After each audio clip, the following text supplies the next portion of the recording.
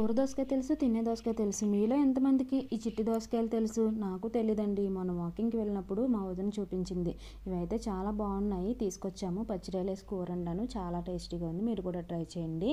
ముందుగా పచ్చిరొయ్యలనైతే వాష్ చేసి ఉప్పు, కారం, పసుపు, కొద్దిగా పెరుగు, కొద్దిగా గరం మసాలా కూడా వేసుకొని మ్యాగ్నేట్ చేసుకొని 1 అవర్ పాటు ఫ్రిడ్జ్లో పెట్టుకోవాలి. ఇది ఫ్రిడ్జ్లో పెట్టుకుని మ్యాగ్నేట్ అయ్యేలోపు చిట్టి చిట్టి దోసకాయలు ఉన్నాయి కదండి, కడిగి వాష్ చేసుకుని ఇలా ముక్కలుగా తీసుకుని లోపల ఉన్న సీడ్స్ అన్నిటిని తీసేసి ముక్కలుగా కట్ చేసుకుని పక్కన పెట్టుకోవాలి. ఈలోపు పెనం పెట్టుకుని ఆయిల్ హీట్ అయిన తర్వాత పచ్చిమిర్చి, ఉల్లిపాయలు వేసుకుని ఫ్రై అయిన తర్వాత ముందుగా మ్యాగ్నేట్ చేసి పెట్టుకున్న పచ్చిరొయ్యలు కూడా వేసి బాగా ఫ్రై చేసుకుని ఆయిల్ అంతా సెపరేట్ అయ్యే వరకు ఫ్రై చేసుకోవాలి.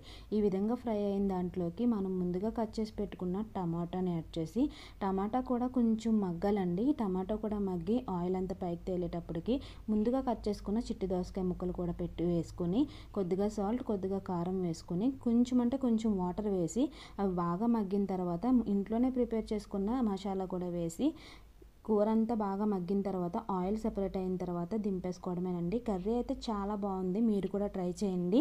మీకు కానీ నా వీడియో నచ్చితే లైక్ చేయండి, షేర్ చేయండి, కామెంట్ చేయండి. నా వీడియో చూసిన వాళ్ళందరికీ